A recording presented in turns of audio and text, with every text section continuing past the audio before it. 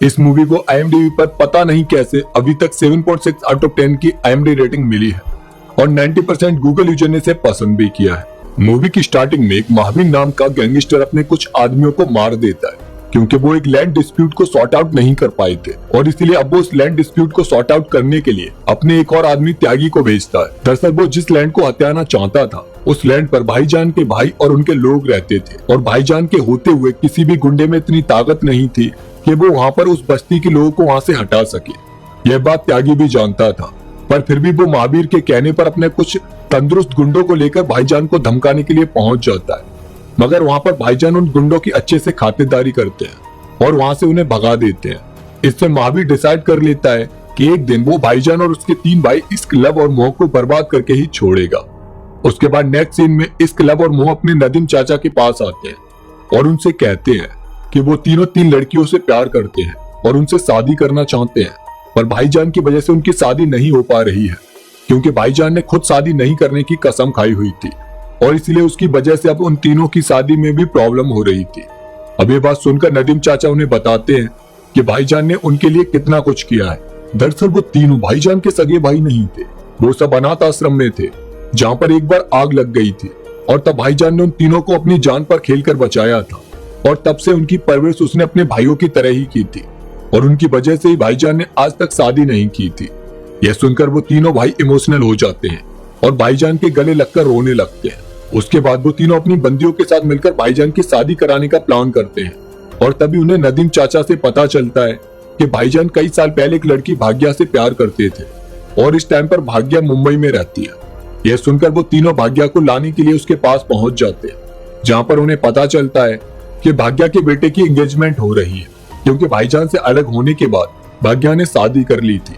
यह देखकर वो लोग सैड मन से वहां से चले जाते हैं और तभी वहां पर उन्हें ढूंढते हुए भाईजान भी आ जाते हैं और अपनी एक्स गर्लफ्रेंड के बेटे और पति के साथ एक सेल्फी लेकर वो भी वहां से चले जाते हैं। अब वहां से आने के बाद वो तीनों जीसस के सामने प्रे कर रहे होते हैं कि भाईजान के लिए कोई अच्छी सी लड़की उन्हें मिल जाए और तभी उन्हें एक तेलुगु लड़की दिखाई देती है जिसका नाम भाग्यलक्ष्मी होता है और उसे देखकर वो लोग डिसाइड कर लेते हैं कि यही लड़की अब उनकी भाभी बनेगी। इसीलिए वो तीनों भाग्यलक्ष्मी के पास आते हैं और उसे अपने भाईजान का एक रूम रेंट पर देने की बात करते हैं क्योंकि वो भी किसी रूम को रेंट पर लेना चाहती थी। तो वो वहां पर चली जाती है जहां पर फर्स्ट टाइम भाईजान की मुलाकात भाग्या से होती है, पर वो ज्यादा कुछ बोले बिना ही उसे रूम की कीज देकर चले जाते हैं। उसके बाद भाग्या भाईजान के तीनों भाइयों को अपनी फैमिली से मिलवाती है जो काफी ऑर्थोडॉक्स टाइप की फैमिली थी और उसमें उसका भाई अनिया पूरी फैमिली का अच्छे से ख्याल रखता था। उसे वायलेंस बिल्कुल भी पसंद नहीं था और ये सुनकर वो तीनों भाग्या से बोल देते हैं कि उसके भाईजान को भी वायलेंस बिल्कुल भी पसंद नहीं है और तभी उधर जिम जाते टाइम कुछ गुंडे उस पर अटैक कर देते हैं और भाईजान सबको मौत के घाट उतार देते हैं क्योंकि वो बहुत ज्यादा वायलेंट पर्सन थे। और उसके बाद भाग्या और भाईजान की मुलाकातें होने लगती हैं जिससे वो एक दूसरे के करीब आने लगते हैं और उसके बाद उन तीनों भाइयों की गर्लफ्रेंड्स भाग्या के पास आती हैं और अपनी सिचुएशन उसे समझाती हैं कि जब तक भाईजान शादी नहीं करेंगे तब तक इन तीनों भाइयों की शादी भी नहीं हो पाएगी और साथ ही वो भाईजान से इस बारे में बात करने की भी कहती हैं और तब भाग्या भाईजान के पास आकर सारी बात बता देती है। यह सुनकर भाईजान उन तीनों की शादी के लिए एग्री हो जाते हैं और उसके बाद भाग्या भाईजान से उसका नाम पूछती है क्योंकि उसे भाईजान कहना बहुत अजीब लगता था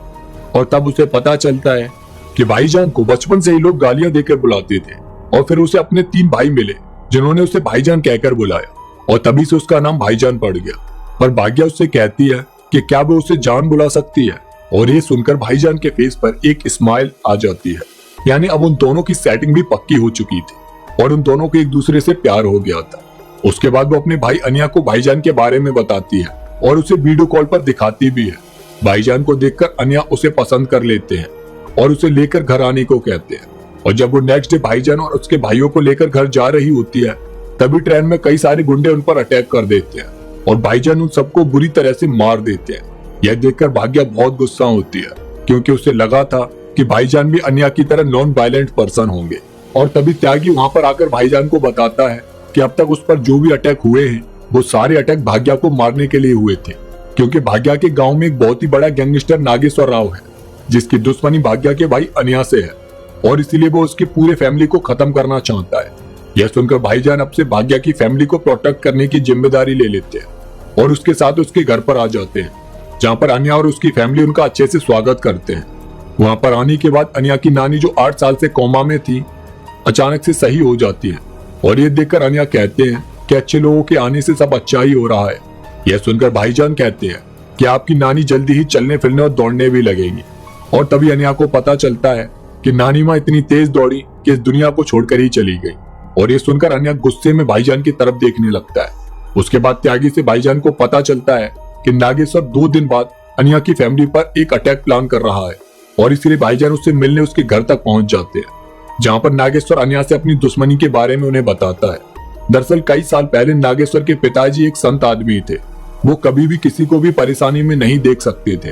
वो उस टाइम पर कॉफी का धंधा किया करते थे और नागेश्वर ने चुपचाप उसमें ड्रग्स का धंधा शुरू कर दिया था। पर एक दिन उसका ड्रग्स पुलिस ने पकड़ लिया था और तब उसने उस पुलिस वाले को रिश्वत देकर चुप करा दिया। पर कुछ दिन बाद वो और पैसे की डिमांड करने लगा और तब नागेश्वर ने उस पुलिस वाले को मार दिया। उसकी मौत के बाद उसकी वाइफ इंसाफ के लिए अनिया के पास पहुंच गई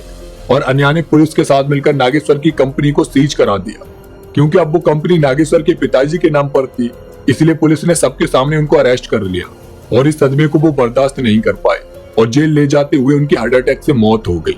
उनकी मौत का सदमा नागेश्वर को बुरी तरह से लगा और उसने तभी से अनिया की पूरी फैमिली को मारने के बारे में सोच लिया। यह सब सुनकर भाईजान नागेश्वर से कहता है कि उसके पिताजी उसकी गलती की वजह से मरे थे और अब वो अनिया का ब्रदर इन लॉ बनने वाला है, इसीलिए वो अपनी दुश्मनी को भूल जाए। जिस पर नागेश्वर कहता है कि अगर अनिया उसके पैरों में आकर गिड़गिड़ाए और उससे माफी मांगे तो वो उसकी फैमिली को छोड़ सकता है। पर भाईजान को ये बिल्कुल भी बर्दाश्त नहीं था, इसलिए वो उसे धमकी देकर वहां से चले जाते हैं। वो उससे कहते हैं कि वो उसके होते हुए अनिया का कुछ भी नहीं उखाड़ पाएंगे। और घर आने के बाद त्यागी से भाईजान को पता चलता है कि आज रात को नागेश्वर के लोग अनिया के घर पर अटैक करने वाले हैं और इसलिए रात में जब नागेश्वर के लोग अनिया की फैमिली को मारने के लिए आते हैं तो भाईजान अपने भाइयों के साथ मिलकर सारे लोगों को मार देता है। पर ये सब अनिया देख लेते हैं और ये देखकर वो भाईजान को एक्सेप्ट करने से मना कर देते हैं। तब भाग्या उन्हें समझाती है कि भाईजान सिर्फ उन्हें बचाने की कोशिश कर रहा है और भाईजान बताता है कि नागेश्वर चाहता है कि अनिया उसके पैरों में आकर माफी मांगे। यह सुनकर अनिया अपनी फैमिली की सेफ्टी के लिए ऐसा करने के लिए अग्री हो जाते हैं और ये देखकर भाईजान को उन पर बहुत प्राउड महसूस होता है। उसके बाद भाईजान अनिया के साथ नागेश्वर से मिलने उसके घर जाता है और उधर अनिया की माँ भगवान से प्रे कर रही होती हैं कि या तो वो नागेश्वर को बदल दें या फिर उसके बेटे अनिया को बदल दें। वहां पर पहुंचने के बाद अनिया नागेश्वर के पैरों में लेटकर माफी मांगते हैं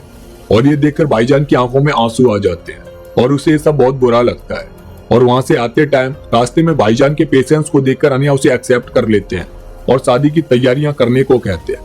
उधर नागेश्वर अनिया और उसकी फैमिली को मारने के लिए अपने लोगों को रेडी करता है और नेक्स्ट डे अनिया के घर जाकर वो लोग फायरिंग स्टार्ट कर देते हैं। पर जब वो फायरिंग के बाद घर में एंटर करके देखते हैं तो वहां पर कोई भी नहीं होता है, क्योंकि अनिया अपनी पूरी फैमिली के साथ भाईजान के घर पर शादी करने के लिए पहुंच गए थे। और जब ये बात महावीर से नागेश्वर को पता चलती है तो वो उन सबको मारने के लिए भाईजान के सिटी में पहुंच जाता है। उधर भाईजान अपने तीनों भाइयों को बताता है कि वो उसके सगे भाई नहीं है, उसने उन्हें अनाथ आश्रम से उठाया था। और ये सुनकर वो बता देते हैं कि ये बात उन्हें अब्दुल चाचा ने पहले से ही बता दी थी और जैसी परवरिश भाईजान ने उनकी की थी ऐसी तो कोई उनका सगा भाई भी नहीं कर सकता था। और ये बात सुनकर भाईजान उन तीनों को अपने गले से लगा लेते हैं